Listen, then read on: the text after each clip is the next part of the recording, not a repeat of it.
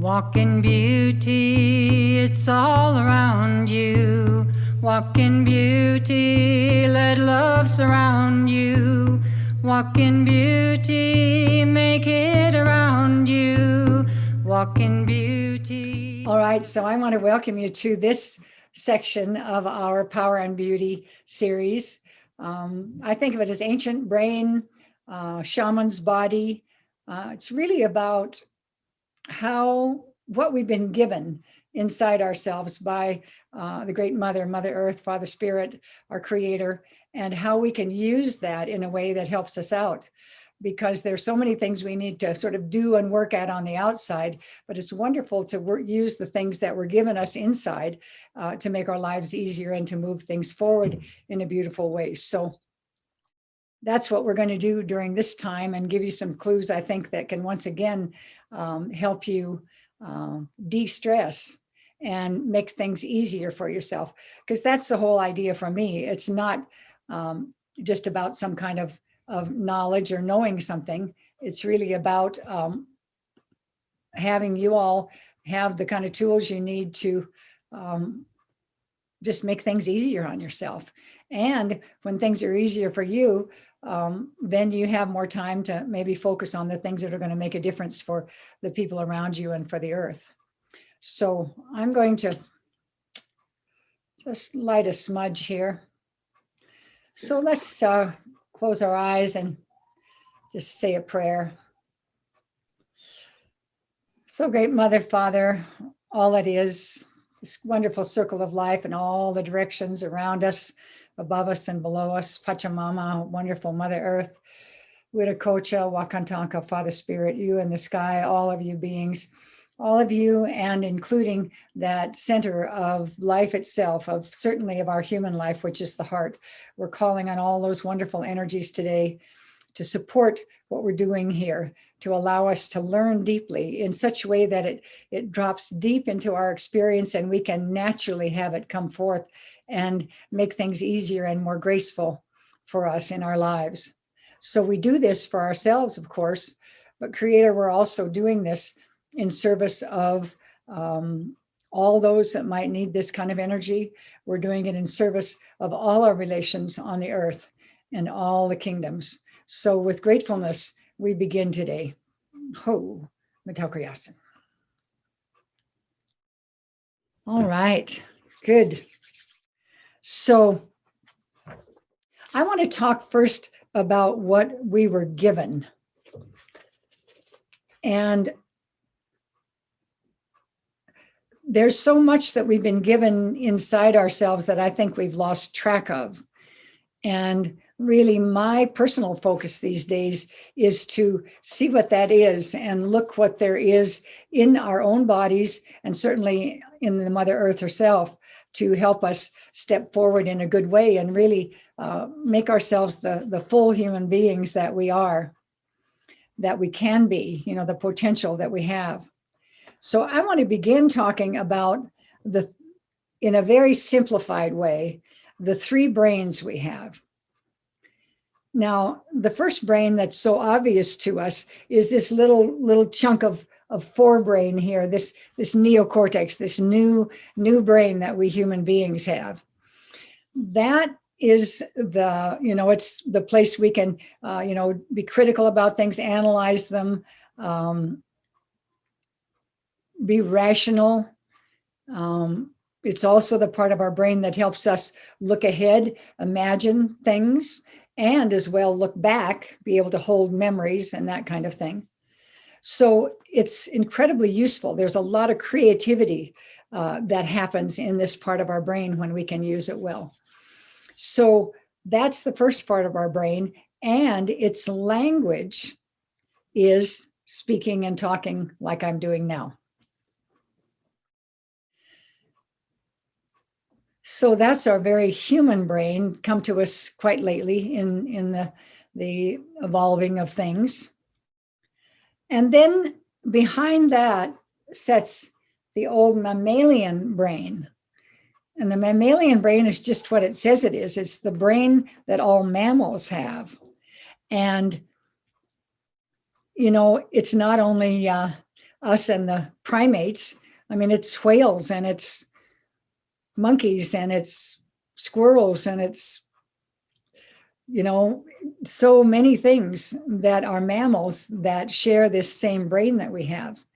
And so that brain is a very interesting one and has an enormous capacity for us.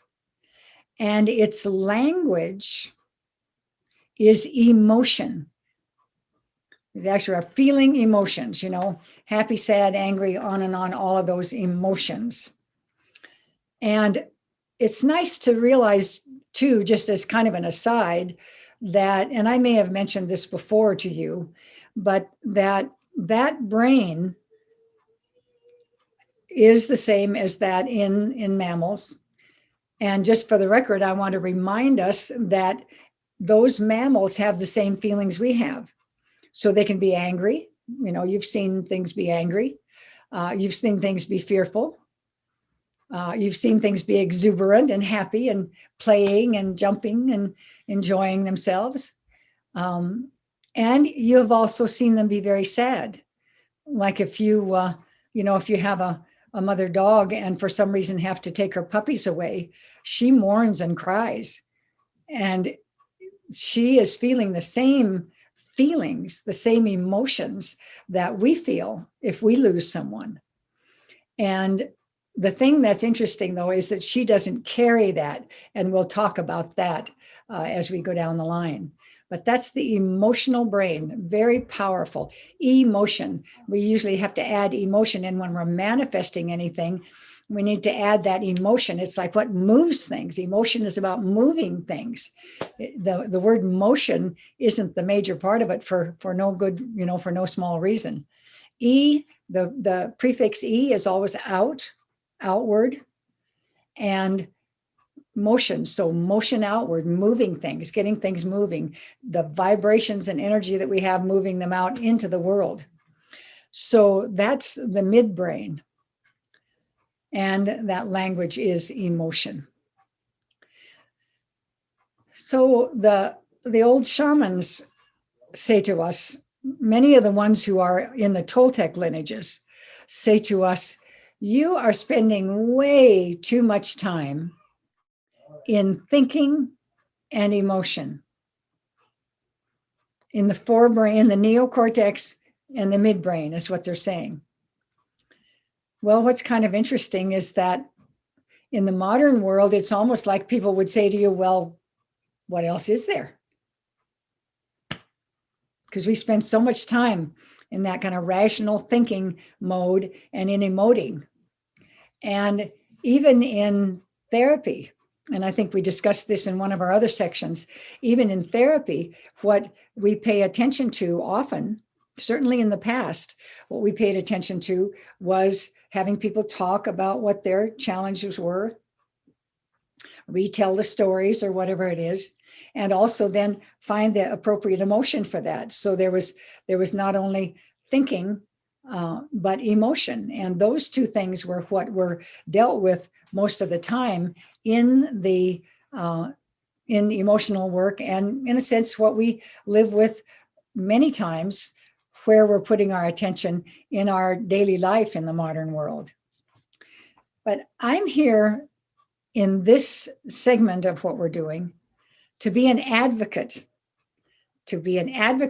for another part of our brain that I think gets very little attention. And sometimes when it gets attention, gets a negative label put on it.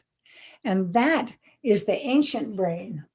This part right back here that connects and goes down the spine. So that ancient brain takes care of everything else that's not taken care of by those frontal brains.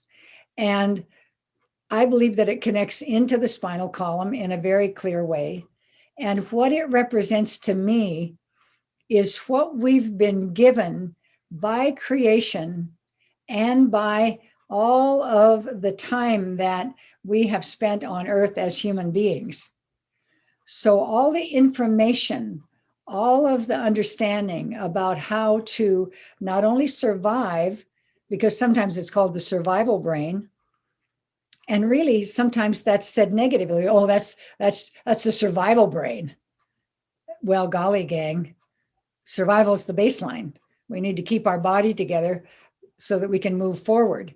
So the fact that we go into that survival mode is just baseline how we're set up. And I'll talk about some possibilities of modulating that a bit as we go forward. But I like to think of it as the thriving brain.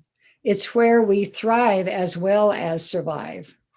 And I think that, life and living, really, when we get to what's natural and what was gifted us by Creator, I think that it isn't just about, grubbing out our survival. That's not what life is about. It's about thriving. It's about joy. There's been so much given us by Creator that can allow us to be joyful and easy and relaxed and in harmony with things. And that's really what life is, what thriving is, what our brain is meant to help us do, not just, make sure we don't die. That seems a pretty negative orientation to me. So that ancient brain is, I think, your very, very, very, very best friend.